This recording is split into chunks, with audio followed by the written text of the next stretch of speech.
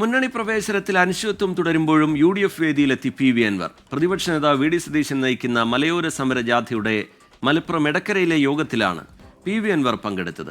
PV അൻവറിന്റെ മുന്നണി പ്രവേശനത്തിൽ ഉചിത സമയത്ത് തീരുമാനമെടുക്കുമെന്ന് പ്രതിപക്ഷ നേതാവ് VD സതീശൻ പറഞ്ഞു. PV അൻവറിന്റെ UDF പ്രവേശനം സജീവ ചർച്ചയാണ്. ഇതിന് ബലം നൽകിയാണ് PV അൻവർ UDF വേദിയിലെത്തിയത്.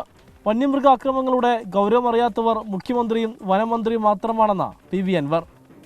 വിഷയം എത്രമാത്രം ഗൗരവമാണ് എന്ന് അറിയാത്ത ഒരൊറ്റയാളേ ഉള്ളൂ, അത് കേരളത്തിന്റെ മുഖ്യമന്ത്രിയാണ്. രണ്ടാമത്തെ ഒരാള് ഞാൻ പറയാതെ നിങ്ങൾക്കറിയാം, കേരളത്തിന്റെ വനമന്ത്രിയാണ്. ഈ നാട്ടിലെ മനുഷ്യന്മാരെ കരടിയും പൂച്ചയും ഈ പറയുന്ന ആനയും ചവിട്ടി ഞെരിച്ചു കൊല്ലുമ്പോ ഈ വിഷയത്തോടുള്ള ഈ സർക്കാരിന്റെ നിലപാട് ഒന്നും നമുക്ക് പ്രതീക്ഷിക്കാൻ കഴിയില്ല. മലയോര ജാഥയിൽ പങ്കെടുക്കാൻ താൽപര്യമുണ്ടെന്ന PV അൻവർ പ്രതിപക്ഷ നേതാവിനെ അറിയിച്ചിരുന്നു. ഇതോടെയാണ് VD സതീശൻ നേരിട്ട് അൻവറിനെ ക്ഷണിച്ചത്.